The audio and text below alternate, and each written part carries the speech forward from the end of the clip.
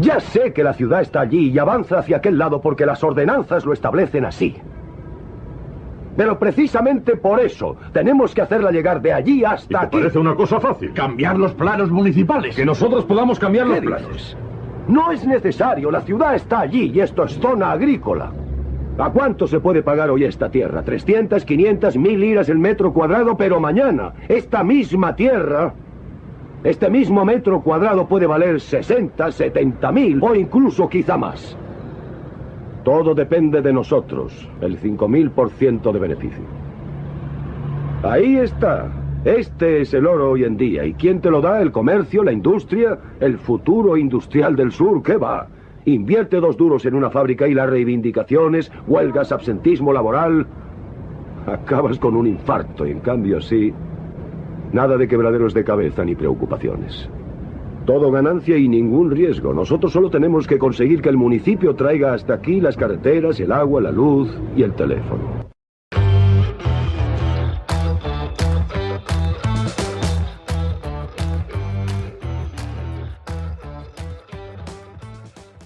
Buenos días, noches, tardes, dependiendo de cuándo nos escuchéis. Bienvenidos una vez más al podcast Las Voces sobre la Ciudad. En esta ocasión nos traemos un tema clave del urbanismo en general y en particular creo que del urbanismo hispanoamericano o del urbanismo latinoamericano en su conjunto, que es aquel de la relación entre el principal tema de este podcast, que es la ciudad, los procesos de urbanización y otro fenómeno clave, importantísimo, como sería el de las migraciones. Bueno, en la sociedad latinoamericana ha jugado un rol crucial, sin duda, el particular carácter que tienen las ciudades y la forma en la que se han desarrollado, que han crecido, ¿no?, que han engordado a lo largo de la historia. Prácticamente desde la conquista, las ciudades criollas se han caracterizado por una forma particular de organización y dominio del territorio que daba lugar a una polarización pues, muy particular entre la urbanización y el campo, entre las ciudades, muchas veces puertos o grandes centros de control y de organización de territorios extensos, vastos, y las zonas rurales, las zonas dedicadas a la agricultura o los sectores que escapaban más quizá en algunos casos, dependiendo de la subregión, digamos, a la cultura criolla, por llamarla de alguna manera. Bueno, es un tipo de ciudad y de organización social bastante genuina, al mismo tiempo que con conexiones con otras partes del mundo, sin ir más lejos con el sur de Europa. Ahí Gramsci ya hablaba de lo que sería o concebiría como un urbanismo parasitario, distinto, que se daba en las ciudades del sur de Europa. Pensaba probablemente en la península ibérica y en el sur de Italia, bueno, más cerca de su caso, en contraposición con la ciudad generativa, como la ciudad industriosa del norte de Europa, y sería un tipo de ciudad que tenía la función de dominar, controlar y alimentarse de alguna manera de un entorno rural amplio y de alguna manera ajeno a los procesos de desarrollo industrial pues propios en su momento del norte de Europa. Esto viene a cuento porque lo citaba un maestro geógrafo brasileño como es Milton Santos, para señalar las semejanzas de estas descripciones con ese tipo de ciudad particular latinoamericana y de esa relación particular de la ciudad con el campo, de un campo del cual vendrían todos esos procesos migratorios que especialmente durante el siglo XX darían lugar a las principales características, diría yo, los aspectos más característicos de la ciudad latinoamericana. Principalmente desde la segunda mitad del siglo XX ya sabemos que, y es un tema recurrente, que los procesos migratorios se intensifican mucho en América Latina, ya una región bastante urbanizada, que pasa a ser una de las regiones más urbanizadas del mundo, al mismo tiempo que una de las regiones más desiguales. Todo esto de alguna manera tiene su origen en esas migraciones del campo a la ciudad, dentro de los marcos definidos de un territorio estatal o dentro de la región, pero con un carácter internacional. Bueno, este tipo de migraciones y este crecimiento desmesurado en ocasiones de las ciudades latinoamericanas en el último medio siglo, o más bien casi en el último siglo, pues daría lugar a fenómenos que se han tomado a menudo como característicos de las ciudades latinoamericanas en su conjunto, como son los fortísimos procesos de segregación socioespacial en una ciudad tremendamente desigual, la creación y expansión de la ciudad informal, la intensificación de la macrocefalia urbana, un proceso que viene de mucho más atrás, que tiene sus raíces, hunde sus raíces en la conquista, pero que se ve acentuado en este tipo de marco, por este tipo de procesos. Y bueno, quizá incluso el carácter multiétnico, diverso, extremadamente diverso culturalmente de las ciudades latinoamericanas. Una diversidad que a su vez no se puede tomar como homogénea, sino que cambia enormemente según el ámbito geográfico, según el país, según la región dentro de América Latina con la que estemos tratando. Y bueno, eso de hecho lo van a comentar en la entrevista. Bueno, con esto, sin más, os dejo con la entrevista, con esta maravillosa entrevista, esta interesante entrevista que han realizado nuestros dos colaboradores habituales, los dos principales colaboradores y líderes de este podcast, que son María Barrero Rescalvo y Miguel Bravo Candela. Por mi parte, nada más y un saludo.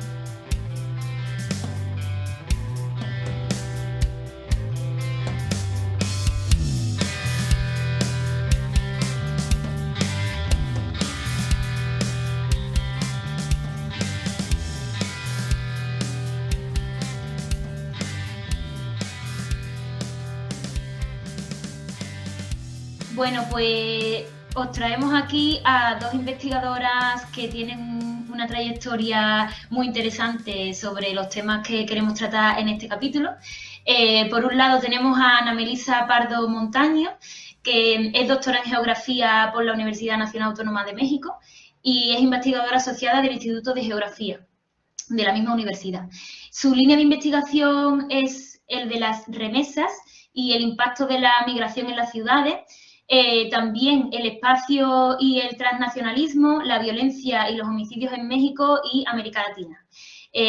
Bueno, ha sacado recientemente un libro que se llama Migración y Transnacionalismo, extrañando la tierrita. Y bueno, está aquí con nosotras, ahora comenzaremos a hablar con ella. Y por otro lado, está con nosotras también Mariela Paula Díaz, que es doctora en Ciencias Sociales por la Universidad de Buenos Aires, es investigadora asistente del CONICET, el Instituto Multidisciplinario de Historia y Ciencias Humanas, y su línea de investigación es especialmente las trayectorias residenciales y laborales de migrantes aymaras y quechuas nacidas en Bolivia, de la Villa 20 de la zona sur. Su libro, el de Bolivia en Argentina y América Latina, trayectorias y políticas migratorias en contextos de plurilocalidad, que además está también escrito con Mercedes Di Virgilio y María del Carmen Ledo. Así que, sin más, vamos a comenzar ya a hablar con ellas. Sí, pues bueno, un poco para la entrevista de hoy, que es el primer caso que tenemos de entrevista a dos bandas. Pues vamos a empezar con unas preguntitas, ya que ambas estudian un poco los flujos migratorios, empezando por lo local para luego ir un poco más a las teorizaciones y generalizaciones sobre los distintos territorios que estáis investigando en el contexto de Latinoamérica. Entonces, la primera pregunta que queríamos lanzar es, bueno, básicamente, ¿qué flujo migratorio y cuáles son sus características que estáis viendo en vuestros casos de estudio, en las ciudades que estudiáis? Y, bueno, qué aspectos os parecen más interesantes de estos flujos migratorios, ¿no? Bueno, buenos días, buenas tardes, dependiendo de qué parte del hemisferio estamos. Mi nombre es Mariela Díaz, como ya me presentó María. Muchas gracias por la invitación. Y, bueno, para responder a la primera pregunta que hace más hincapié con respecto a lo local y bueno, con respecto, en este caso, a la Argentina y a la ciudad de Buenos Aires, les voy a dar algunos datos no censales. Es interesante primero, digamos, remarcar que en la actualidad, ¿no? Según el último Censo Nacional Argentino del año 2010, las migraciones limítrofes, especialmente las de Paraguay, Bolivia y Perú, y en este orden, representan los principales flujos migratorios de Argentina, ¿no? Si bien el AMBA, ¿no? El área metropolitana de Buenos Aires, se consolidó como el centro del subsistema migratorio de todo el Cono Sur, es interesante, digamos, remarcar que la migración boliviana se encuentra dispersa en distintas provincias del país, no solo en el AMBA, sino también las podemos encontrar en ciertas provincias del sur y del centro. Me interesa remarcar estos elementos históricos, ya que si bien se sabe que esos migrantes que trabajaban en esas zonas fronterizas practicaban una movilidad constante entre su país de origen con otros territorios por cuestiones laborales, luego, desde la perspectiva demográfica, se instala esta mirada acerca de la migración definitiva y asimilacionista, ¿no? Que luego va a ser también, o sea, recuperada por los organismos internacionales y los censos nacionales.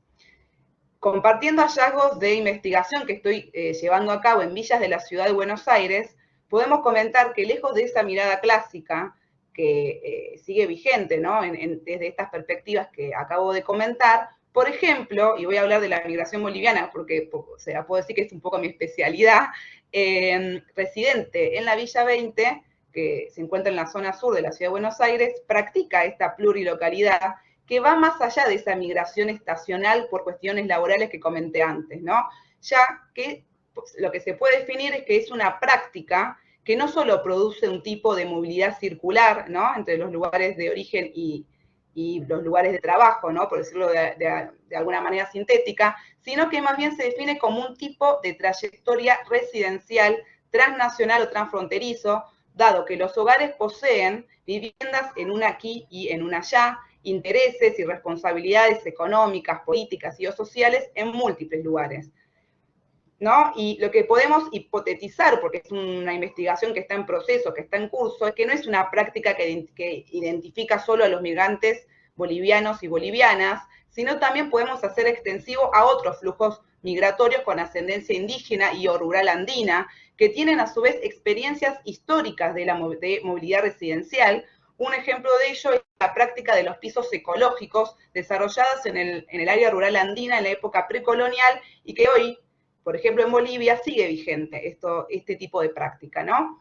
Y también tomando resultados de investigación, ¿no? Realizados con la migración boliviana, que para mí son indicadores de otros flujos, ¿no? Se destacan también aquellos hogares que regresan, como para dar un ejemplo de esta plurilocalidad y que no quede en algo abstracto, se destacan aquellos hogares que regresan a Bolivia para momentos de la cosecha y la siembra viviendo en Argentina, ¿no? Viviendo en la Villa 20 de Argentina, retornan a Bolivia para los momentos de cosecha y siembra y para la construcción de su vivienda en Bolivia. Estos dos elementos son claros indicios de esta práctica que yo le estoy comentando de plurilocalidad o pluriresidencialidad, que a su vez también es muy frecuente en Bolivia, ¿no? Los migrantes rurales que viven en alguna ciudad de ese país, ¿no? Que han migrado dentro de Bolivia, mantienen un hilo de continuidad constante con su comunidad rural, y esto se debe, que es muy distinto a la Argentina, ¿no? Por ejemplo, y creo que también a otros lugares de América Latina, se debe a la organización del área rural donde se combina la propiedad colectiva de la tierra y la mera posesión familiar de una parcela de tierra, que no es lo mismo posesión que propiedad, ¿no? La propiedad es colectiva. Y esta cuestión de que la propiedad sea colectiva genera responsabilidades y obligaciones comunitarias a costa de perder la parcela por su no cumplimiento. Estas obligaciones, o sea, comunitarias, definitivamente traspasan las fronteras, ¿no? Aquellas personas retornan por esos motivos. También es interesante remarcar el origen rural de un porcentaje importante de los hogares de migrantes de Bolivia que viven en la ciudad de Buenos Aires. Justamente representa un país que hasta la revolución de 1952 tuvo un predominio rural y hoy, aunque menor, sigue teniendo un peso importante, a su vez, la población que vive en área rural en Bolivia, ¿no? Y por eso, obviamente, que cuando pensamos a los flujos migratorios hay que pensar en el país de origen, ¿no? No se puede estudiar a los migrantes sin tener en cuenta un poco también este contexto histórico, ¿no? y socioeconómico también, en este caso de Bolivia. Algo no menor para nombrar es el peso que posee la autoidentificación con algún pueblo indígena, aymara o quechua, entre los adultos de esa típica familia nuclear, que además presenta una fuerte cohesión o unidad en relación al lugar de nacimiento de ambos cónyuges.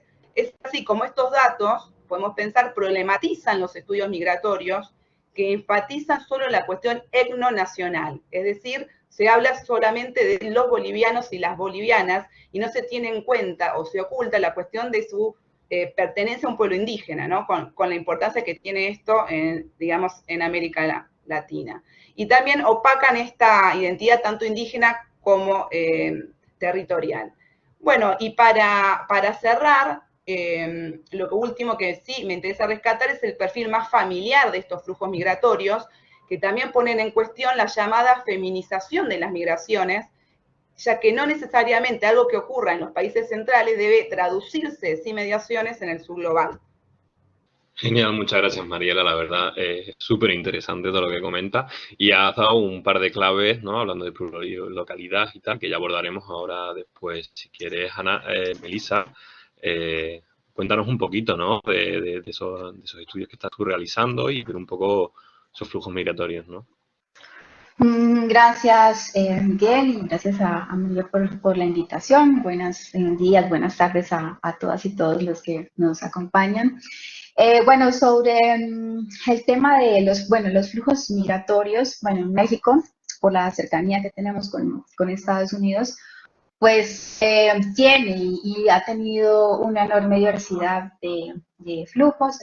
Es un país de expulsión, principalmente hacia Estados Unidos, aunque también hay expulsión a distintos lugares. Tenemos también migración de retorno, migración de tránsito y por supuesto también hay migración. En cuanto al tema del tránsito, creo que las caravanas de migrantes que se han difundido tanto en los últimos años, pues es un tema que tiene muchas consecuencias y que todavía estamos trabajando y creo que hay mucho por trabajar sobre esa temática. Yo me he enfocado principalmente en el impacto que tiene la migración de México hacia Estados Unidos, cómo se transforma el espacio, un espacio entendido más allá del tema de las fronteras, en un espacio simbólico y cómo se impacta tanto el lugar de origen como el lugar de destino, y eso lo trabajo con el concepto de migración transnacional, y también trabajo sobre la presencia de la población extranjera en México. Que si bien no es tan importante numéricamente, cuando uno ve los datos de los censos, por ejemplo, no llega al 1% de la población extranjera que reside en México, pues sí ha sido cada vez más visible la presencia de la población extranjera y además muy diversa en las nacionalidades. Creo que por ejemplo, los últimos datos censales mostraban que, no sé, las nacionalidades como colombiana, venezolana, cubano, habían llegado, pues, en los últimos censos se hacía más presente, la española también es otro de los grupos que aparecen mucho. Y bueno, yo cuando trabajo sobre la presencia de población extranjera en México, pues me he enfocado a un concepto que me parece muy interesante, que es nacionalidades privilegiadas, que para la llegada a México, pues hay ciertas nacionalidades que pueden entrar, circular sin ningún problema, y hay otras nacionalidades que tienen muchos más problemas para entrar.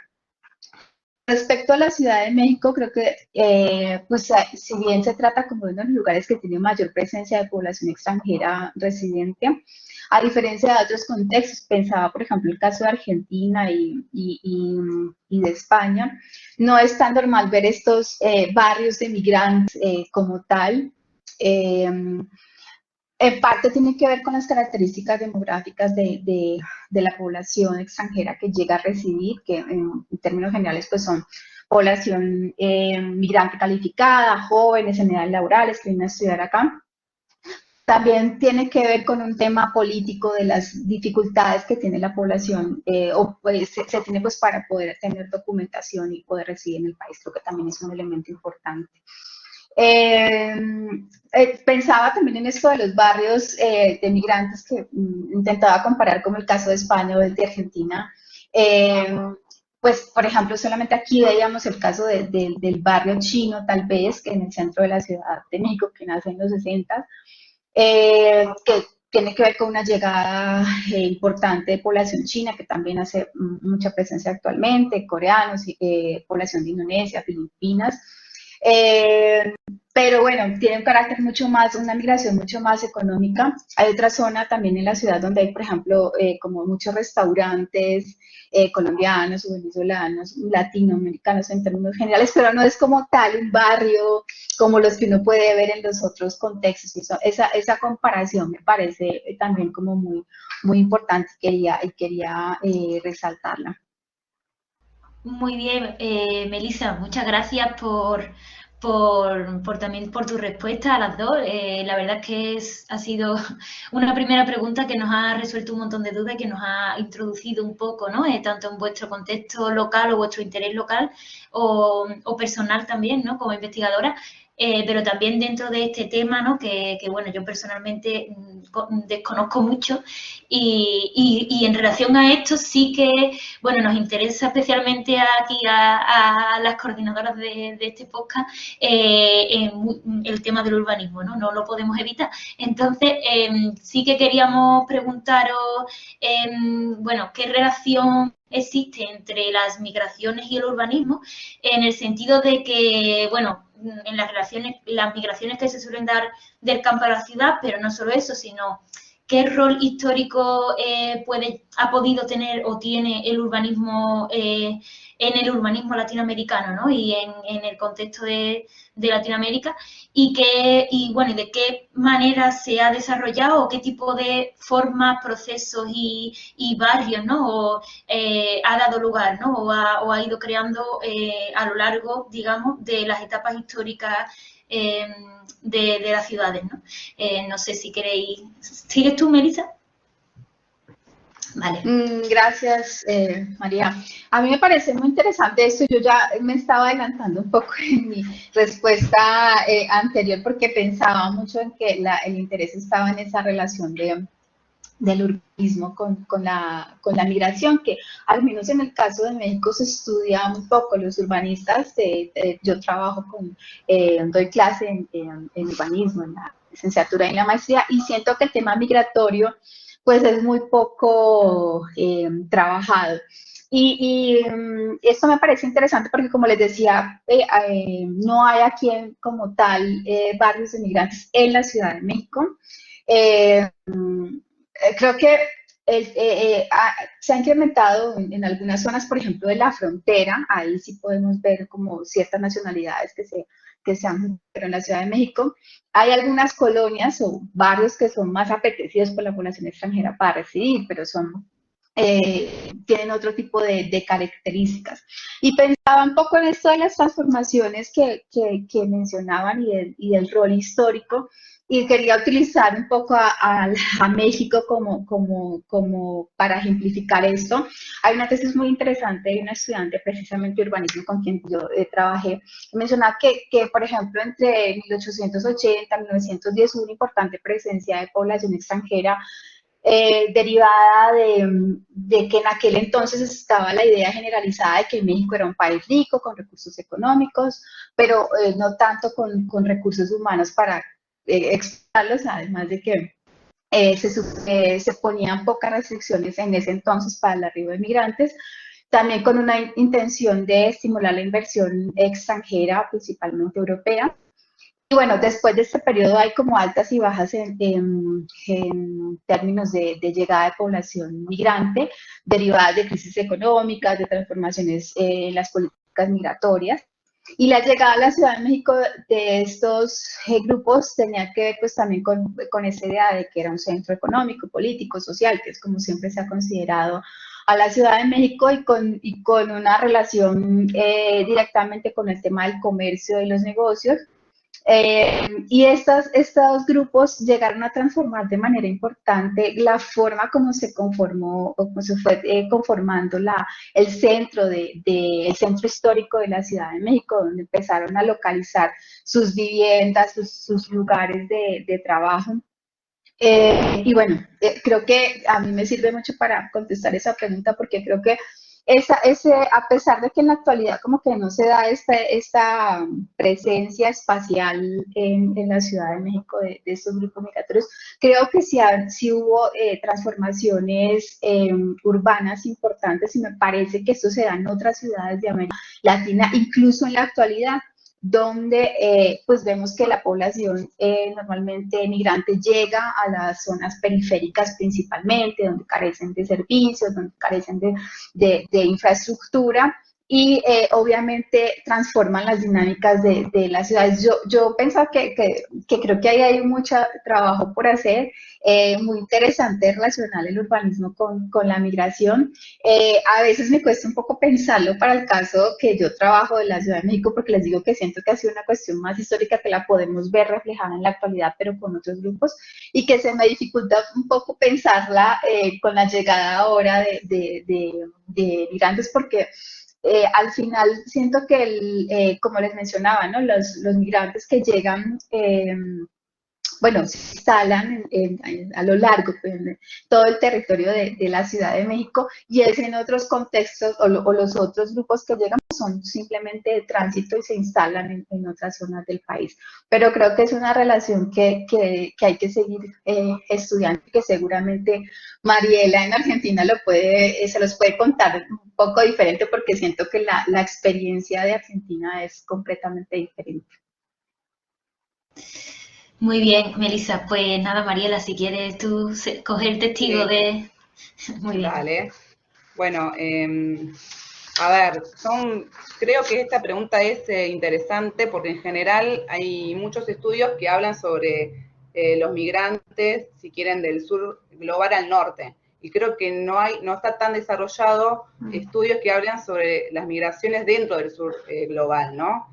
Entonces, me parece que es un desafío, porque en general uno que hace, bueno, lee lo que escribió, digamos, Porté sobre las migraciones de México a Estados Unidos, intenta como que eso mismo se traduzca tal cual, por ejemplo, en Argentina. Y yo creo que hay que hacer, digamos, un esfuerzo para no, digamos, creer que los procesos sociales urbanos que se desarrollan en los países centrales, Europa, Estados Unidos, se tengan que traducir tal cual, digamos, en América Latina, que formamos parte, obviamente, yo que quizás tomo los teóricos de la teoría de la dependencia, ocupamos un lugar subordinado dentro de la cadena mundial del modo de producción capitalista. Entonces, también de pensar cómo esos procesos se dan distintos en función también de qué lugar ocupa, ¿no?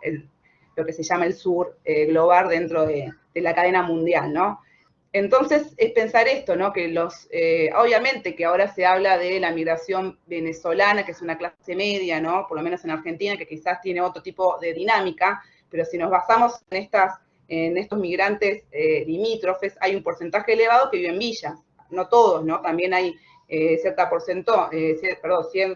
porcentaje de migrantes que estudian y que llegan a estudiar en la única universidad pública que hay, digamos, bueno, en la única. Tenemos distintas universidades nacionales públicas en todo el territorio, ¿no? Desde la Universidad de Buenos Aires como distintas universidades, ¿no? Que eso obviamente quizás habilita de que también haya ciertos migrantes que puedan estudiar en la universidad pública. Pero a nivel, y pensando en lo que son los procesos urbanos, yo creo que hay un sector importante de migrantes, de personas migrantes que residen en villas. De hecho, según el último censo nacional en Argentina, como para dar un ejemplo, el 49% de las personas que viven en villas no nacieron en la Argentina. O sea, nacieron en estos países que yo les planteé, digamos, al principio, en Paraguay, Bolivia y Perú, que son como los principales flujos migratorios que tenemos hoy en Argentina, ¿no? Y lo que es interesante, quizás un poco en contraposición a lo que nos comentó Melissa, es que acá sí podemos hablar de barrios étnicos. Como estas villas, sí podemos pensar que este concepto, se puede aplicar. Y nada, yo les hablo mucho de Bolivia porque hice mi tesis de doctorado en Bolivia, en el Alto y La Paz. Entonces, cuando yo iba a hacer trabajo de campo en el mundo prepandémico, porque después obviamente con la pandemia fue todo por celular, pero bueno, pude caminar mucho por esos pagos, porque también yo vivía en mi infancia cerca de esa villa en su momento, así que la conozco bastante. Cuando entraba a esa villa me hacía recordar a las calles del Alto y La Paz. O sea, caminaba. ¿Y qué significa eso? Que desde a ver, lo que expresan las villas con esta dinámica migratoria, como dijo Melissa, lo que son, o sea, lo que indican o nos permiten entender son las dinámicas urbanas y laborales, ¿no? Y cómo estas personas migrantes, que son una minoría, son muy importantes para pensar las ciudades, porque transforman los territorios, tienen un impacto macrosocial. Entonces no hay que pensar porque son una minoría no impactan en el territorio, transforman los territorios y con sus dinámicas urbanas, con sus dinámicas laborales, y también transforman lo que se llama el paisaje urbano, ¿no? Que tanto los arquitectos, ¿no?, los que hacen sociología desde la arquitectura, nombran. Y bueno, como para dar ejemplos, ¿no? O sea, no sé si alguno de los que nos están oyendo conocen el Alto de La Paz, pero cuando yo caminaba en la Villa 20, por ejemplo, lo que podía ver, lo que sí me llamó la atención son las ferias. Las típicas ferias con carpas de colores a cielo abierto, me hacía recordar, por ejemplo, la Feria 16 de julio de la ciudad del Alto en Bolivia. Y es interesante porque las ferias urbanas, las ferias no solamente expresan una dinámica laboral, porque son personas que venden en una feria, ¿no? Son cuentapropistas en muchos casos, sino que también implican o dan a entender que aquí se está dando una apropiación urbana particular, ya que la calle, la vía pública, se convierte en un mercado a cielo abierto, ¿no? También es interesante pensar cómo hay ciertas apropiaciones de los migrantes que se vinculan con las dinámicas laborales en sus países de origen. Por ejemplo, están las viviendas productivas acá en las villas de la ciudad, y estoy segura que están en distintas partes de América Latina. Yo les doy ejemplos porque me parece que con lo concreto a veces se entiende más, ¿no? ¿Qué son las viviendas productivas? Son esas viviendas que se conciben no solo como un lugar de alojamiento, sino de trabajo. Por ejemplo, en la ciudad del Alto, en Bolivia, están los famosos cholets, que seguramente lo han escuchado o lo han visto porque son lugares de turismo. Y estos cholets son como mansiones productivas de la nueva burguesía chola de origen rural, que tienen 4 pisos, donde los primeros 3 pisos ponen comercios o rentan, digamos, apartamentos, o sea, utilizan los primeros pisos para hacer sus negocios mercantiles, por decir una manera, y recién habitan en el 4.º piso. Bueno, en la villa, obviamente, con otros recursos, porque no son la nueva burguesía chola, sino justamente los migrantes que residen en las villas constituyen la fracción más empobrecida dentro de la clase trabajadora de un país, también dentro de sus viviendas, por ejemplo, tienen un espacio donde desarrollan actividades que se llaman los talleres textiles, o también instauran restaurantes con la comida típica, en este caso de Bolivia. Si uno va a otra villa, que está en el centro norte de la ciudad de Buenos Aires, que se llama Playón de Chacarita, ahí hay una impronta peruana. Entonces vas a tener los platos típicos de Perú, los olores de Perú, y seguramente se reproduce ciertas dinámicas y de paisaje propio de ese país, ¿no? Y también es interesante que en el siglo XXI, en Argentina pensando, pero también, como dijo la compañera en México, las caravanas, ¿no?, que ha hecho obviamente visible los vínculos entre los conflictos sociales, los conflictos urbanos y la problemática de las personas migrantes y de los derechos que están siendo negados, ¿no? Porque todos los migrantes tienen derechos, vivan donde vivan. Por eso hay un eslogan que aquí se difunde dentro de las organizaciones de migrantes, que es el derecho a migrar. Y el derecho a migrar no es solamente a pasar fronteras, sino justamente a acceder a los derechos sociales, ¿no? El derecho a la educación, a la salud, a una vivienda digna, que definitivamente en el mundo podemos decir que no se están respetando. Entonces, es interesante ver cómo esta problemática, por ejemplo, de las villas en la ciudad de Buenos Aires, estos conflictos, han generado lamentablemente discursos xenófobos por parte de los distintos referentes políticos. Como les dije, ante la toma del Parque Indoamericano en la zona sur, en el año 2010 se hablaba justamente de esta política migratoria descontrolada, y lamentablemente se habla, bueno, los bolivianos hacen esto, ¿no? Los venezolanos, o sea, generalmente cada uno se le atribuye algún tipo de delito, con la sensación de generar archivos expiatorios y no tomar los referentes políticos, ¿no?, la responsabilidad que tienen, ¿no?, ante ciertas políticas que se están llevando a cabo a nivel mundial, ¿no? O por lo menos a nivel de América Latina estamos teniendo, obviamente, si tenemos villas que están hace 100 años, es porque hay un problema de acceso a la vivienda, ¿no?, que es algo propio del modo de producción capitalista, pero creo que se expresa con más agudeza dentro de los países del Cono Sur. Si quieren, eso es una cuestión que se puede, digamos, debatir, ¿no? Pero yo, digamos, considero que se puede siempre pensar esta vinculación entre el capitalismo y cómo se da este capitalismo dependiente con ciertos rasgos particulares. Pero bueno, interesante pensar esto, ¿no? Las dinámicas urbanas, laborales y las dinámicas migratorias. Muchísimas gracias a Mariela y muchísimas gracias también, Melissa. O sea, son dos intervenciones que a mí me está dando muchísima rabia por los tiempos reducidos que tiene un podcast, porque son súper interesantes y podemos sacar debate para rato.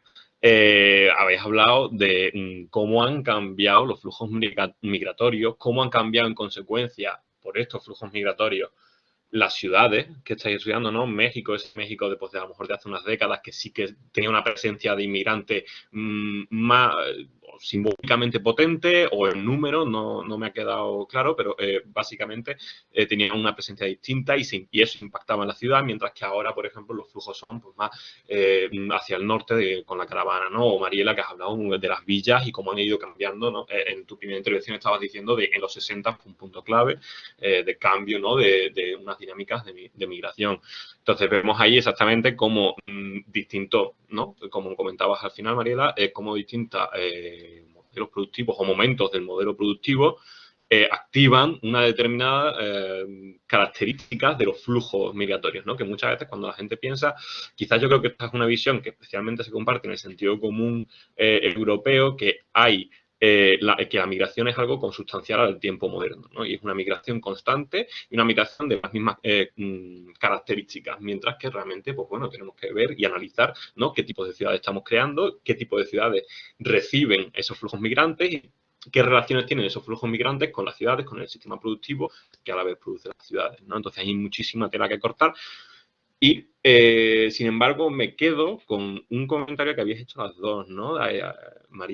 Melissa había hablado de, pues eso, del barrio chino o de los barrios, o de distintos barrios de carácter étnicos en Ciudad de México. Y Mariela, tú estabas hablando de, ¿no? De pues, esa sensación que daba ciertos espacios urbanos de Buenos Aires, ¿no? De peruano creo que era, ¿verdad? Que comentabas o algo así.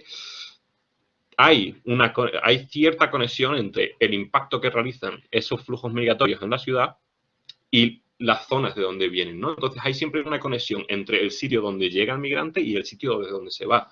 Y eso, ambas lo habéis denominado de distinta manera. Quizás aquí peco yo de asignar un significado a vuestros conceptos, entonces por eso también quiero que expliquéis un poco, que entendéis, por ejemplo, Mariela, tú por plurilocalidad, y Melissa, tú que has trabajado también con ese que mencionabas antes de los espacios transnacionales o los flujos transnacionales, ¿no? Entonces, mencionar estos conceptos o explicarlos. Sí, un poco de qué entendéis por, tú en ese caso, en plurilocalidad y Melissa por transnacionalidad, un poco, y qué significa esto, ¿no? En términos de esos sentidos de, bueno, que tiene importancia para el mundo urbano, ¿no? A mí es que quizás me recuerda un poco a este sentido, ¿no? El Global Sense of Place, ¿no? De Doreen Massey, de que habla de, pues en un sitio tú estás pensando, puedes pensar desde un sitio otros muchos sitios globales, ¿no? Entonces, a mí, si queréis desarrollar un poco qué concepto o qué entendéis vosotros por ese plurilocalidad o sentido transnacional. Bueno, Melissa, ¿querés que yo voy a decir algo breve? Porque un poco en la primera pregunta hice hincapié en el término plurilocalidad, ¿no? Un poco tomando por Tess, ¿no? Que él plantea, quizás yo prefiero tomar el tema de la plurilocalidad también pensando en las fronteras, en esta cuestión de esta movilidad transfronteriza que cruzan las fronteras. Ahí también obviamente hay tela para cortar para pensar qué son las fronteras, ¿no? Que no es solamente una cuestión física, sino simbólica, etcétera. Pero sí lo que me interesa, digamos, rescatar es cómo uno piensa a las ciudades de una manera fragmentada, y estas personas lo piensan desde una totalidad, ¿se entiende? O sea, ellos, por ejemplo, los migrantes bolivianos viven en Villa 20, pero ellos no solamente viven en Villa 20, quizás viven en Villa 20 y viven en Potosí. O sea, ahí hay una relación de movilidad circular, ¿se entiende? O sea, son, digamos, hogares, digamos, que mantienen una movilidad constante entre sus lugares de nacimiento y los lugares de residencia, que para mí plantea un desafío a la hora de planificar las ciudades.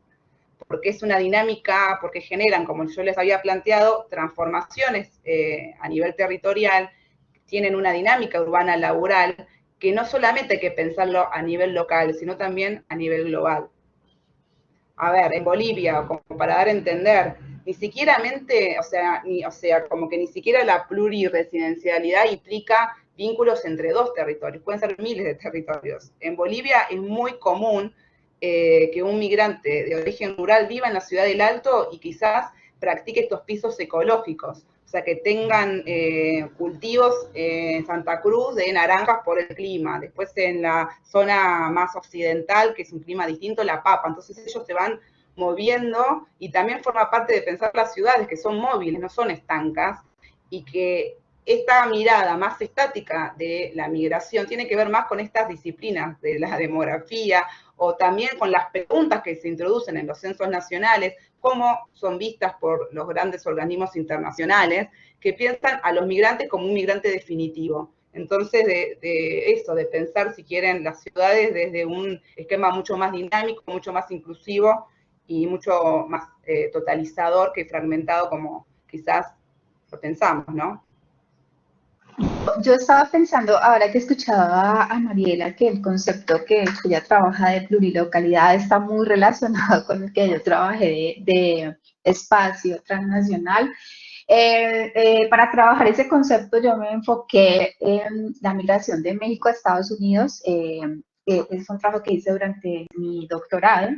Y el doctorado fue en geografía, entonces la idea un poco era pensar el concepto de espacio más allá de las fronteras como tal, ¿no? De aquí está México, allá está Estados Unidos y las dinámicas son diferentes, sino cómo es la relación que tienen estos lugares, esa relación constante. Y lo que encontraba, por ejemplo, era que muchas veces trabajé en una localidad muy pequeña del estado de Morelos, aquí en México, que se llama Azuchapan, y que ellos migran a Minnesota, en Estados Unidos.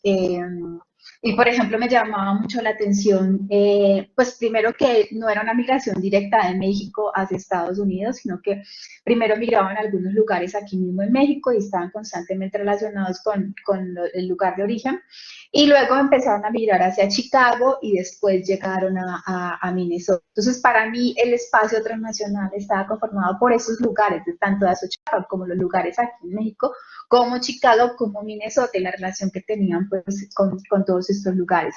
Creo que hay un poco de diferencias también porque si bien era una migración, la migración México-Estados Unidos antes podía tener como esa relación constante y ese ir y venir de los migrantes, un poco que Mariela hablaba hace un momento, pues dada la política migratoria de Estados Unidos, que cada vez es más difícil que los migrantes puedan moverse de esa manera, pues empezaron a quedarse y no poder hacer como ese movimiento constante, y sobre todo, por ejemplo, el grupo que yo trabajaba que iba hasta Minnesota.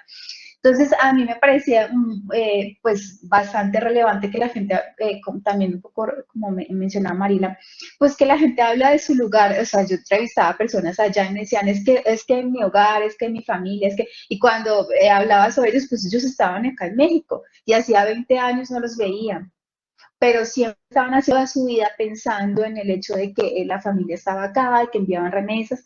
Y también lo que me llamaba la atención y a lo que me enfocaba cuando estaba pensando en estos espacios transnacionales era precisamente cómo se transformaban físicamente y simbólicamente. Físicamente me refiero, por ejemplo, en Minnesota hay una calle, la Lake Street, donde uno camina por ahí y es como si estuviera caminando en México. Todo el mundo habla español, te venden toda la comida mexicana, o sea, es como si estuviera uno caminando por acá. Y acá en Azochapan también veía, por ejemplo, no sé, algunos letreros que en inglés o de restaurantes que había una sucursal en Minnesota y habían puesto acá alguna, o cómo el tipo de vestimenta de las personas iban transformándose. En fin, creo que son muchos elementos y creo que lo que coincidimos un poco con los conceptos es en ese contacto constante que hay entre los lugares y que obviamente transforma esos lugares. Pero creo que también es importante considerar que hay otras dinámicas, en este caso políticas, que impiden que ese contacto sea de manera directa, y entonces ahí es donde creo que hay un poco de diferencia entre los dos conceptos, y que de alguna manera pues se mantienen esos contactos ahora creo con tecnologías y con otras formas, pero que al final, como dice Mariela, pues transforman los lugares tanto de origen como de destino. Por ahí lo he trabajado, pero creo que en general pues son conceptos que tienen mucha relación con las diferencias un poco que estaba señalando, pero creo que al final estamos hablando de temas muy, muy similares. Sí, quizás si puedo sumar solo una cuestión, la cuestión de la plurilocalidad, pensando más entre los países del sur global, también ponen en vinculación las áreas urbanas y rurales. Porque quizás lo que yo le estaba comentando, uno siempre piensa también lo urbano por un lado, lo rural por el otro, y acá estas dinámicas son dinámicas urbanas y rurales. Entonces quizás hay alguien que vive acá en la ciudad de Buenos Aires y regresa a su comunidad rural para la cosecha y la siembra, que tiene vinculación con estas responsabilidades que les dije. Un poco la plurilocalidad no implica solamente ir a visitar a tus familiares, eso no tendría nada nuevo, ¿no? Además, todos somos migrantes también, ¿no? El tema de la plurilocalidad implica también esta cuestión de las responsabilidades que generan estos hogares, ¿no? Y que ponen en vinculación estas dinámicas urbanas y rurales, que están un poco en vinculación a lo que dijo Miguel, a esta migración rural-urbana, que pareciese que es algo que pasó en la década del 30, 40 y 50 con la ICI, como se dice en Argentina, o este modelo de sustitución de sustitución de importaciones dirigido al mercado interno, y que sigue teniendo, hay un peso rural todavía en América Latina, obviamente que al lado del peso urbano es menor. Genial, pues creo que nos ha quedado muy claro cada una de las dos propuestas conceptuales, digamos, y bueno, ¿qué relaciones tiene? Que parece que tiene muchas.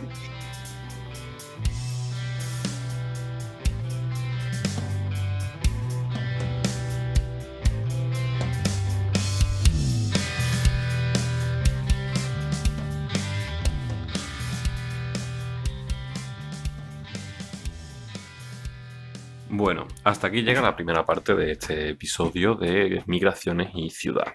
Hemos querido, por tema de espacio, pues, poder reducirlo a menos de una hora cada parte para que se pueda disfrutar de una conversación que fue muy intensa y muy rica en abordar las distintas perspectivas, distintas dimensiones que tiene este tema. Entonces, bueno, podéis encontrar el resto de la entrevista en la segunda parte, que también va a ser subida a nuestras plataformas, ¿no? Spotify, iVoox y YouTube. Quiero recordar también que nos podéis seguir en Twitter usando @ciudad_voces. Hasta aquí la primera parte. Un saludo, nos despedimos y nos escucháis en el siguiente.